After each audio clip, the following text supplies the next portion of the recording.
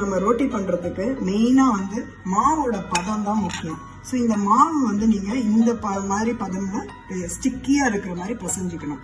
இதை வந்து ஒரு மினிமம் வந்து 45 மினிட்ஸ் ஊற வைக்கணும். க்ளோஸ் பண்ணி வச்சிடணும். ட்ரை ஆயிடக்கூடாது, மாவு துளி கூட ட்ரை ஆயிடக்கூடாது மாவு. ஸோ இதை நல்லா ஸ்மூத்தா ரோல் பண்ணிக்கணும்.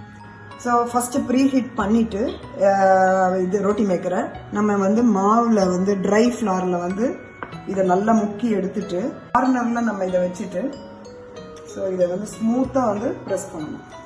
இதை கொஞ்ச நேரம் விட்டுட்டு இதில் வந்து பபிள்ஸ் வரப்ப நம்ம வந்து இதை திருப்பி போடணும்.